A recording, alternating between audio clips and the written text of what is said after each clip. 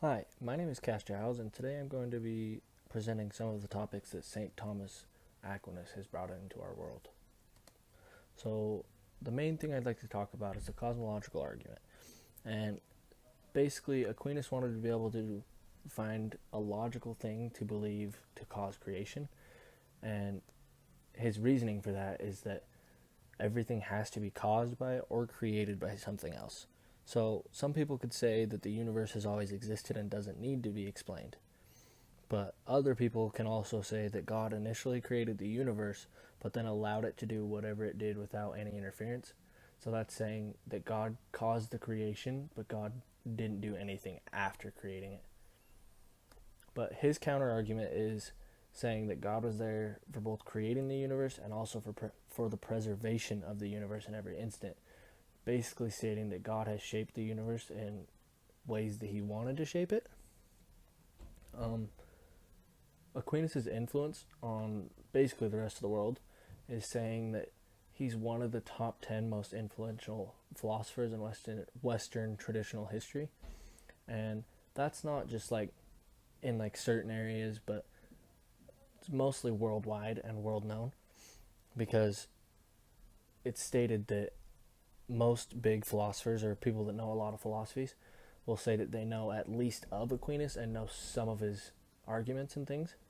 And it's said to be because he has an expert opinion on not only philosophical topics, but also on theological topics, which means that he has kind of a lot more of a broad spectrum of things he knows as compared to other philosophers.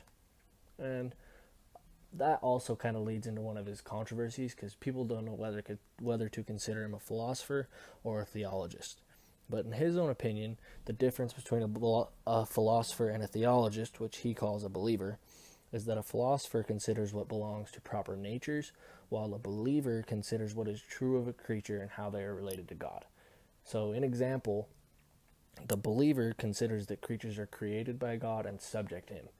So that means that kind of God has control over the creatures that he makes.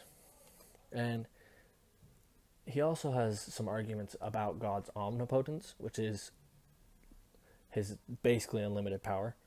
And he thinks that the omnipotence has been generally misunderstood. So he doesn't think that a lot of people really even know what it means, what he's capable of, things like that. And he thinks that some people think that he can just do everything.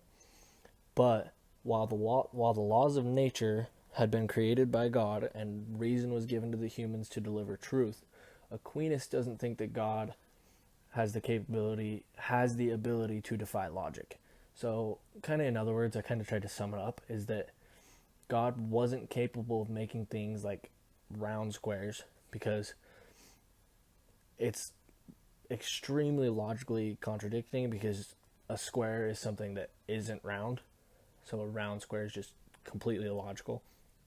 And he was incapable of building these things, not because it was above his power, considering that he had limitless power, or has limitless power, but because of the fact that it's logically impossible. So there was no way to make these things because they completely defy logic. So, in summary, there's kind of a bit of controversy over whether he's a philosopher or not, but there's also no controversy that he has a pretty decently sized influence upon other philosophers. And so I just think that he's super important because of his opinions on God and things that God is a creator and a maintainer, that he didn't just create the universe, or he just doesn't exist, didn't create anything, didn't sustain anything. But that to me is one of the reasons, that is why I wrote this PowerPoint upon him, because I thought it would kind of be a good person to learn about for myself and others. So yeah, thank you.